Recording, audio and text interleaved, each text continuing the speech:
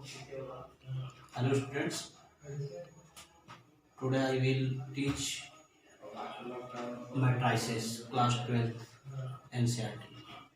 Students आज हम लोग मैट्राइसिस क्लास, देखिए मैट्राइसिस यानी प्लूरल है, ये मैट्रिक्स का प्लूरल होता है। हम लोग मैट्राइसिस मैट्राइसिस होता क्या है, सबसे पहले इसका डिफिनेशन। और एक बात हम लोग को ध्यान देना है कि इसमें हम लोग को एनसीईआरटी का ही सिलेबस को कवर करना है, इसमें हम लोग को एक्स्ट्रा नहीं पढ़ना है। हम लोग को जो 12th का जो एकेडमिक सेशन मतलब कि 2020-21 का है एनसीईआरटी के हिसाब से, वही हम लोग को इसमें करना है। तो सबसे पहले मैट्राइसिस का हम लोग डिफिनेशन देखते हैं कि मैट्राइसिस का डिफिनेशन क्या होता है। तो देखिए क्या कहता है, मैट्राइसिस का डिफिनेशन ये होता है कि a matrix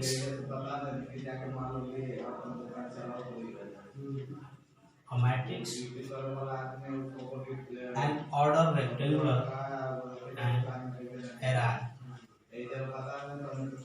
ऑर्डर लिख सकते हैं, array लिख सकते हैं, ऑर्डर भी लिखना सही होता है।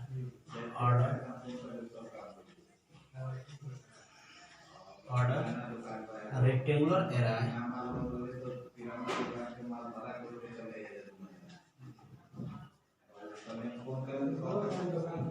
देखिए मैट्रिक्स एंड ऑर्डर रेक्टेंगुलर एराई, मतलब कि जो मैट्रिक्स होगा वो क्या होगा, रेक्टेंगुलर एराई होगा। कहने का सेंस है कि रेक्टेंगुलर एराई से हम लोग क्या समझ रहे हैं, रेक्टेंगुलर एराई से ये समझ रहे हैं कि इसमें क्या क्या आ सकता है। तो एराई ऑफ नंबर और अब नंबर, जैसे नंबर तो नंबर रियल नंबर हो सकता है, कॉम्प्लेक्स नंबर हो सकता है, इस तरीके से। लेकिन हम लोग को जो पढ़ना है इसमें क्लास 12th में जो पढ़ना है, रियल नंबर पढ़ना है, कॉम्प्लेक्स नंबर नहीं पढ़ना है। और फंक्शन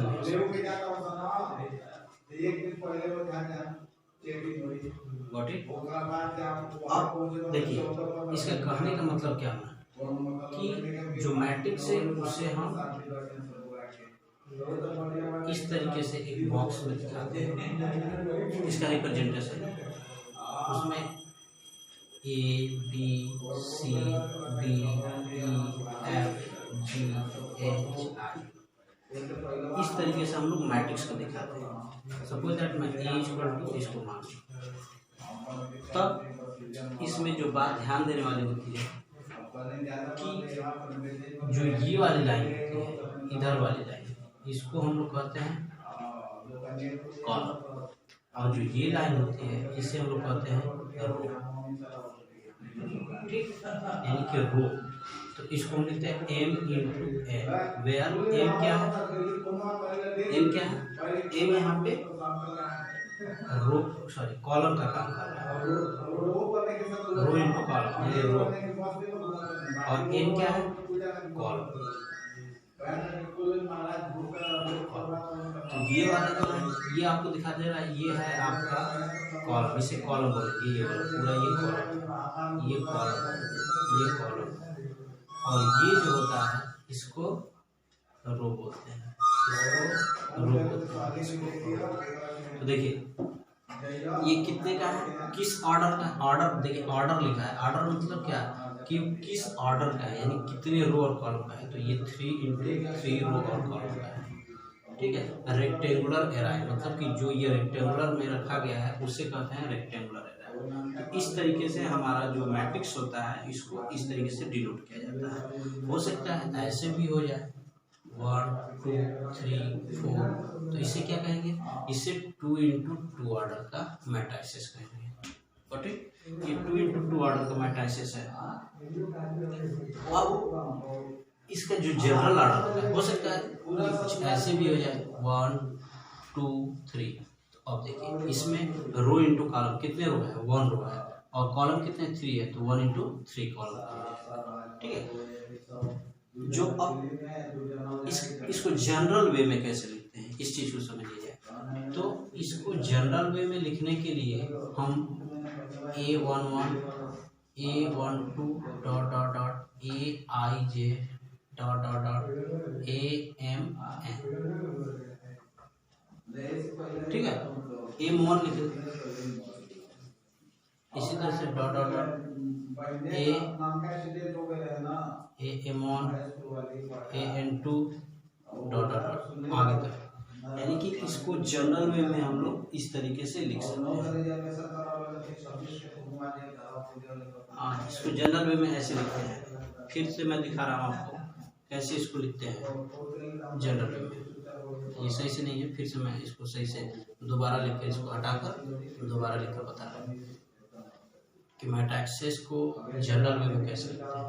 जैसे A इक्वल टू, इसको जनरल वे में A11 A12 dot dot dot AIJ dot dot dot A1N लिख दिए। ठीक है, उसके बाद A21 A1 I1 dot dot dot dot AM1 ये लिख दिया। ठीक है, फिर A22 dot dot dot AI2, ठीक है, फिर डॉट डॉट डॉट AM2 लिख दिए। फिर dot dot dot A3 AIJ लिख देते हैं इसको, या A21 इस तरीके से डॉट डॉट डॉट करके, और इस तरीके से हम लोग लास्ट में ये अपना AMN लिख देते हैं। AMN यानी कि यही हमारा क्या होता है, एक जनरल वे में होता है। यानी कि ये किसका है, M इंटू N, मतलब M रो है और N कॉलम है। अब इसका कंडीशन क्या होता है, इसको A इक्वल टू AIJ के रूप में दिखाते हैं। यहाँ पे A इक्वल टू AIJ के रूप में दिखाएंगे, यानी कि वेयर I क्या हो सकता है, I जो होता है वो ग्रेटर देन होता है किससे, 1 से, यानी कि यहाँ पे 1 ग्रेटर देन और equal to I and less than equal to M, ये कंडीशन होना चाहिए। और J का भी यही कंडीशन, 1 से ग्रेटर देन होता है और N से less than or equal to होता है। ये J का कंडीशन होता है, M और N का।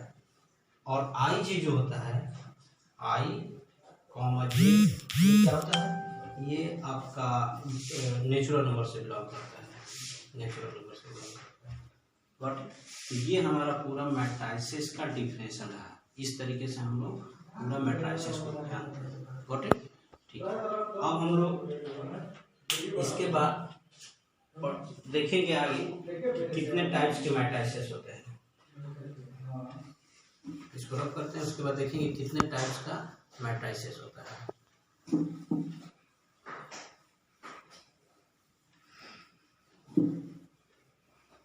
Types of matrices. अब आता है टाइप ऑफ मैट्रिसेस। कितने टाइप है, तो सबसे पहले होता है कॉलम मैट्रिक्स। फर्स्ट जो होता है वो column matrix.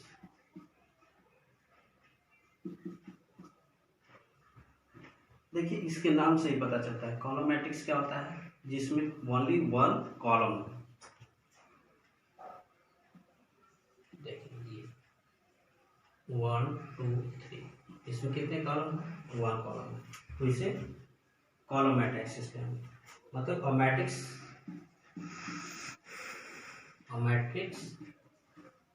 is said to be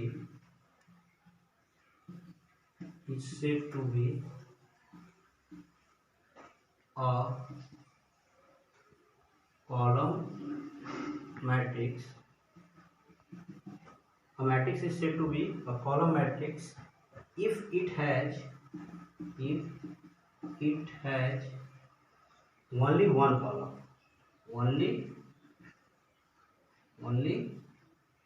one column.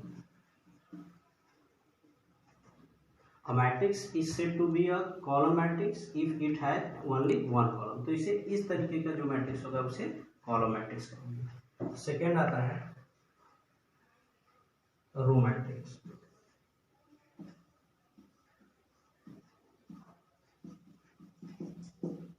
जिस तरीके से कॉलम मैट्रिक्स है उसी तरीके से रो मैट्रिक्स होगा। ये रो मैट्रिक्स में क्या होगा, रो मैट्रिक्स में ओनली वन रो, इसी को 1 2 3।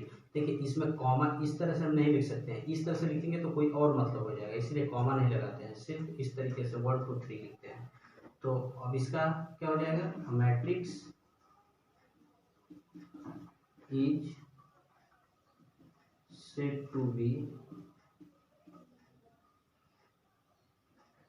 be a row matrix. A matrix is said to be a row matrix if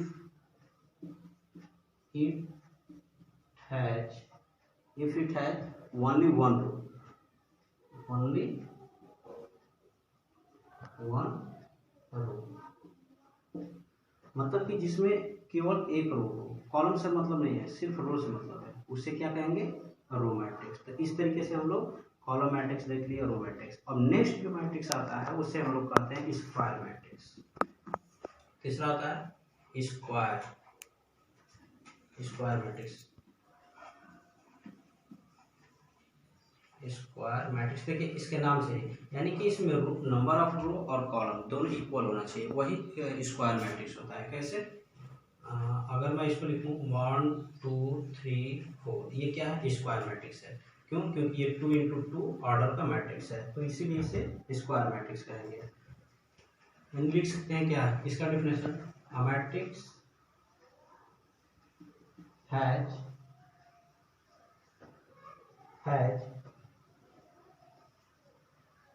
the number of रो, मैं इसको रब करता हूँ, यहाँ पे लिखता हूँ, ठीक है। इस चीज को मैं यहाँ पे फिर से लिखता हूँ, अ मैट्रिक्स है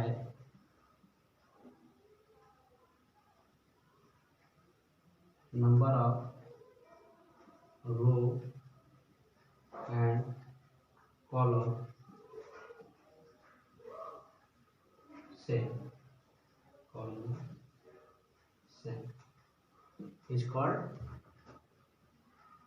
स्क्वायर मैट्रिक्स। तो इस तरीके से हम लोग कॉलम मैट्रिक्स देखे, रो मैट्रिक्स देखे, स्क्वायर मैट्रिक्स देखे हैं, ठीक है।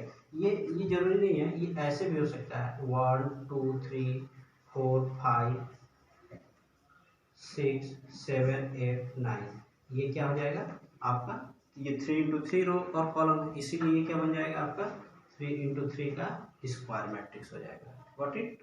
अब स्क्वायर मैट्रिक्स के बाद हम लोग जो देखते हैं इसको रब करते हैं।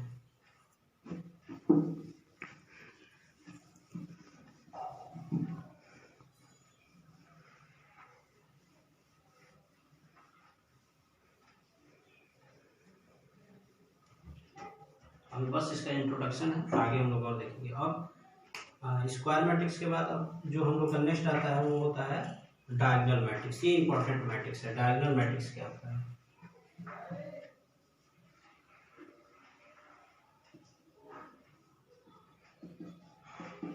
देखिए डायगोनल मैट्रिक्स में जो होता है, देखिए इसका एग्जांपल समझ, जैसे 1 2 3 0 0 0 0 0 0, इस तरीके से ये क्या होता है डायगोनल मैट्रिक्स। देखिए ये डायगोनल टाइप का है, इसको छोड़कर बाकी सब क्या हो, जीरो, उसे हम लोग क्या कहेंगे, डायगोनल मैट्रिक्स कहेंगे। और ये भी एक टाइप का स्क्वायर मैट्रिक्स होता है, यानी कि देखिए 3 इंटू 3 का ये स्क्वायर मैट्रिक्स है। और जब ये इसके अपर और लोअर दोनों जीरो हो जाए और बीच का कोई वो मतलब नंबर हो, तो रियल नंबर हो, तो उसे हम क्या कहेंगे, डायगोनल मैट्रिक्स कहेंगे। डायगोनल मैट्रिक्स इस तरीके से होता है, ठीक है। डायगोनल मैट्रिक्स के बाद अब आता है स्केलर मैट्रिक्स। इस तरीके से हम डायगोनल मैट्रिक्स करते हैं, स्केलर मैट्रिक्स।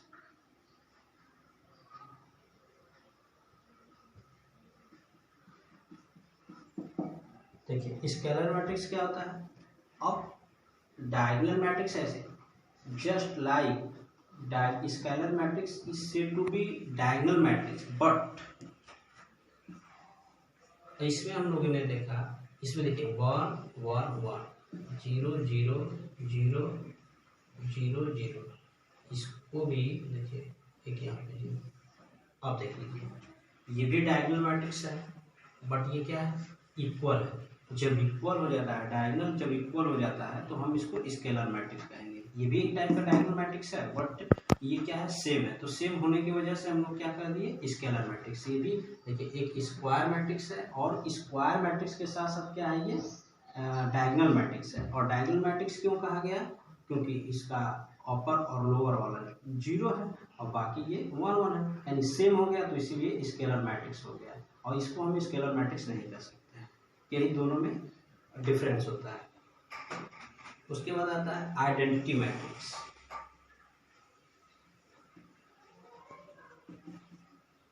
आइडेंटिटी मैट्रिक्स देखिए यहाँ पे आइडेंटिटी, मैं एक यहाँ पे थोड़ा सा इसको चेंज करना चाहूँगा, क्योंकि आइडेंटिटी में इसमें डिफरेंस होता है। यहाँ पे देखिए इसको 2 2 लिख दीजिए, 2 2, ये स्केलर मैट्रिक्स। अब देखिए क्योंकि ये तीनों एक ही टाइप का होने लगता है, इसकी वजह से थोड़ा सा डिफरेंस। अब यहाँ पे हम देखेंगे कि आइडेंटिटी मैट्रिक्स क्या होगा। तो देखिए हमने यहाँ पे 1 1 लिख दिया, वो था जैसे यहाँ पे 1 0 0 0 1 0 0 0 1, ये अब हम इसको आइडेंटिटी मैट्रिक्स कहेंगे, जिसका डायगोनल क्या हो 1 है, जिसका डायगोनल 1 हो उसे हम कहेंगे आइडेंटिटी मैट्रिक्स। ये स्क्वायर मैट्रिक्स है 3 × 3 का, लेकिन इसका देखिए ये तीनों एक टाइप का दिखता है, लेकिन अंतर क्या है कि इसमें और एलिमेंट क्या है, डिफरेंट है डायगोनल का, तो इसे डायगोनल मैट्रिक्स कर दिए। इसका इक्वल है बट 1 नहीं होना चाहिए, ये 1 नहीं है तो इसे स्केलर मैट्रिक्स हो गया। 1 भी हो सकता है, अगर 1 होता है तो आइडेंटिटी मैट्रिक्स होता है। और स्केलर आइडेंटिटी मैट्रिक्स का अपनी प्रॉपर्टी है कि ये सिर्फ और सिर्फ 1 1 ही होगा, दूसरा कुछ नहीं हो सकता है, इसीलिए ये क्या हो गया, आइडेंटिटी मैट्रिक्स हो गया। ठीक है, तो यही तीनों में डिफरेंस होता है, ये आप लोग को अच्छे से समझना होता है। ठीक है, तो ये टाइप्स ऑफ मैट्रिक्स रहा। इसके बाद इक्वलिटी ऑफ मैट्रिक्स आता है, एक जो और आता है जो कि जीरो मैट्रिक्स होता है, इसको भी हम लोग देख लेते हैं। यहाँ पे जीरो मैट्रिक्स, जीरो मैट्रिक्स क्या होगा, जिसका ऑल जीरो होगा। ये देखिए इस तरीके से ये क्या होता है, जीरो मैट्रिक्स होता है। तो इस तरीके से हम लोग एनसीईआरटी में जो दिया था टाइप ऑफ मैट्रिक्स, उस मैट्रिक्स को हम लोग देखें। आगे और जो भी आएगा अगर क्वेश्चन में, तो उसको हम लोग आगे और देखते रहेंगे। ठीक है, तो ये आप लोगों का क्लास 12th का मैट्रिक्स का टोटल इंट्रोडक्शन रहा। ठीक है, इसको आप लोग बहुत अच्छे से देखिएगा। उसके बाद हम लोग इसके बाद एक्सरसाइज करेंगे। ठीक है।